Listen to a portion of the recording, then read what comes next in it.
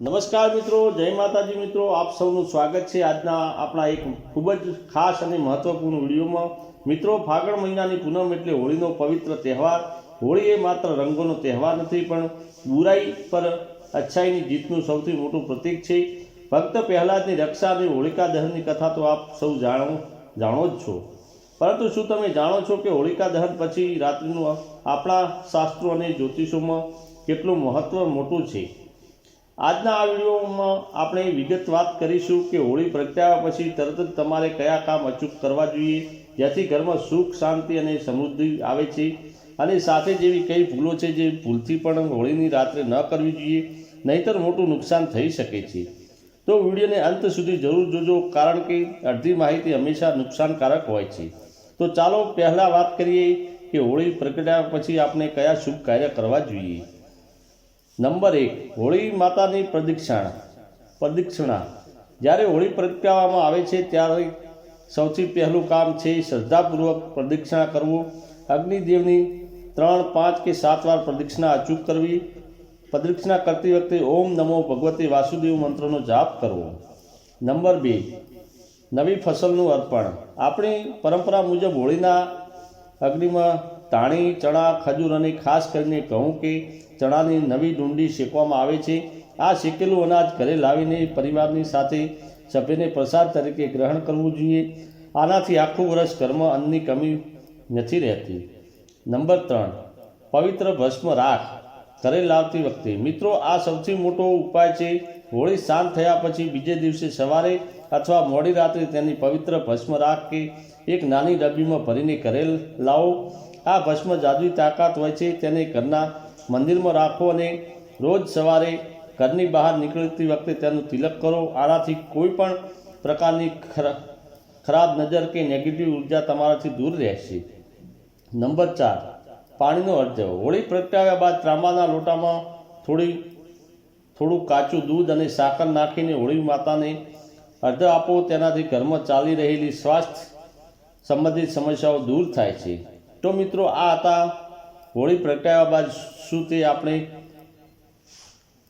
છે તે આપણે જાણ્યું। હવે જાણીશું કે હોળી પ્રગટાવ્યા બાદ શું ન કરવું। હવે વાત કરીએ કે એ બાબતોની જ્યારે તમારે હોળીની રાત્રે ખાસ ધ્યાન રાખવાનું છે કે હોળીની રાત્રે તંત્ર, મંત્ર અને સિદ્ધિઓની રાત્રિ પણ કહેવાય છે। તેથી કેટલીક ભૂલો તમારું આખું વર્ષ બગાડી શકે છે। નંબર 1, રસ્તા પર પડેલી અજાણી વસ્તુને ન અડવું। હોળીની રાત્રે રસ્તામાં કે 4 રસ્તા પર લીંબુ, સિંદૂર, નારિયેળ કે કાળા કપડાં જેવી વસ્તુઓ પડી જોવા મળી શકે તો આ ટોટકા હોય છે। ભૂલથી પણ આવી વસ્તુઓને અડશો નહીં કે તેને ઓળંગશો નહીં। તમારું વાહન પણ તેના પરથી પસાર થવા દેવાનું તેનું ધ્યાન રાખવું।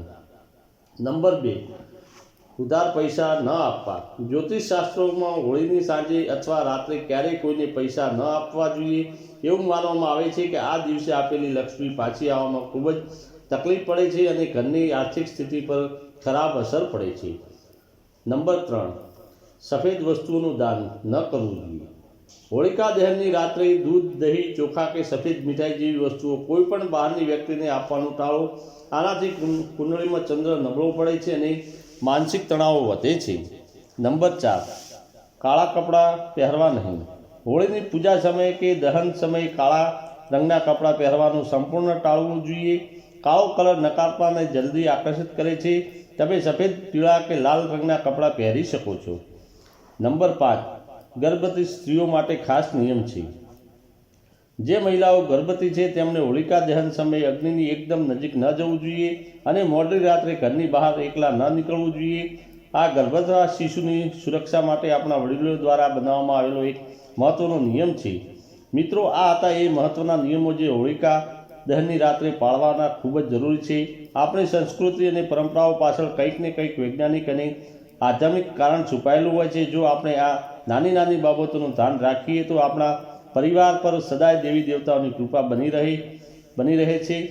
તમે તમારા ગામમાં કે સોસાયટીમાં હોળીની ઉજવણી કઈ રીતે કરો છો તે કોમેન્ટમાં મને જરૂર જણાવશો। મને તમારી કોમેન્ટ વાંચવી ખૂબ જ ગમે છે।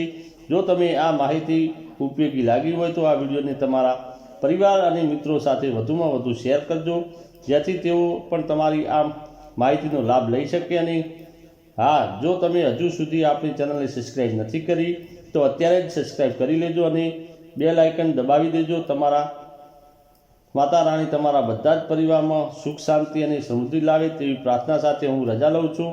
મળીએ એક નવા વિડીયોમાં અને નવી માહિતી સાથે. ત્યાં સુધી સૌને મારા જય માતાજી, જય શ્રી કૃષ્ણ.